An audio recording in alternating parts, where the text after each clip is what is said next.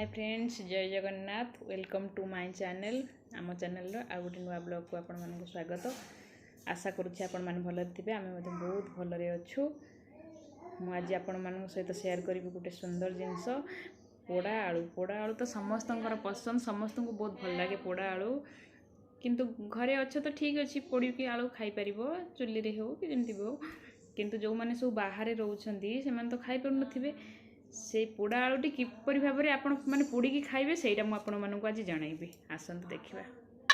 देखु मुझे गोटे आलू को भात जिते रोषे करते गोटे आलू को भात में पकईकि सीझे नहीं से सीझा आलू टी भल भाव में चोपा छड़ेदेली।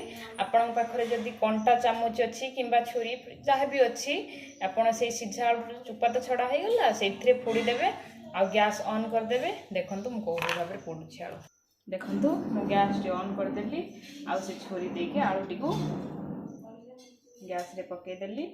देखु आलूटी को यही भाव में भल भाव में चारिपिटी बुले बुले पोड़े। देखु मु कौ भाव में आलू धीरे धीरे पोड़ी ही आसुची। देखु मु आलू को आउ गोटे पट उल्टईदेली।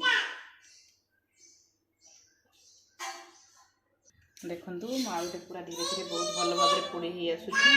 देखिपे आपण मैंने भी ये ट्राए करंतु। देखु मो आलूटी बहुत भल भाव में पोड़ी ही गला। बर्तमान ताको काढ़ी आनी।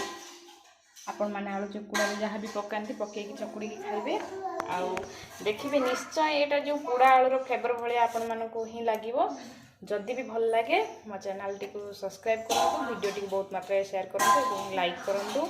जदि भी कई मो चैनल नुआ अच्छा एपर्तंत सब्सक्राइब करना बहुत भल भल वीडियो देखा प्लीज चैनल को सब्सक्राइब कर दिंतु। आउ कमेंट रे जणातु ये आलू पोड़ाटी किपर लगुच आपको। जय जगन्नाथ। Love you all.